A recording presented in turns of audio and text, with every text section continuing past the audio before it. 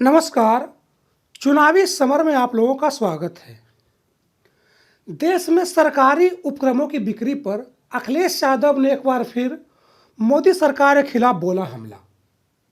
जी हाँ, जैसा कि हम जानते हैं कि मोदी राज में कई सरकारी उपक्रमों को निजी हाथों में सौंप दिया गया है, जिसकी वजह से ऐसी आशंका जताई जा रही है कि आने वाले समय में देश की सत्ता पर कहने के लिए तो किसी राजनीतिक पार्टी का शासन रहेगा, लेकिन सत्ता की असली चाबी कहीं ना कहीं पूंजीपतियों के हाथों में होगी।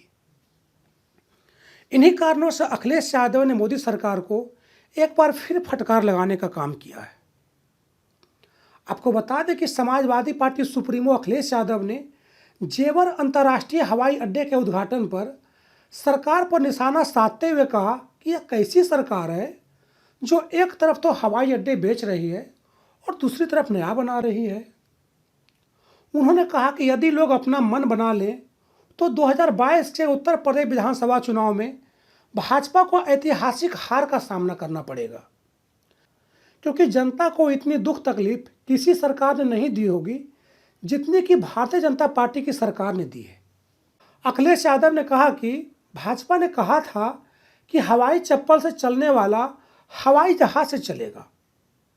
उन्होंने कहा कि सरकार बताए कि ऐसे कितने गरीब हैं जिन्होंने हवाई जहाज से यात्रा की है। अखिलेश यादव ने कहा कि देश में जितने भी हवाई अड्डे हैं सब घाटे में हैं। दिल्ली का हवाई अड्डा कई हजार करोड़ रुपए के घाटे में है, एयर इंडिया घाटे में है, निजी एयरलाइंस भी घाटे में है।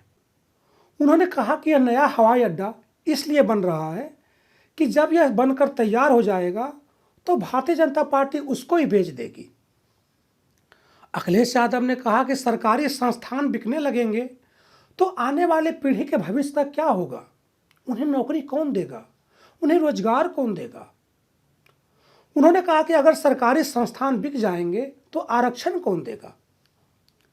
अखिलेश यादव ने कहा कि भारतीय जनता पार्टी ने कहा था कि वह किसानों की आय दुगनी कर देगी, लेकिन किसानों का धान बिक नहीं रहा है, उनको बीज नहीं मिल रहा है, डीजल पेट्रोल महंगा हो गया। ऐसे में आखिर किसान कैसे खुशहाल होगा?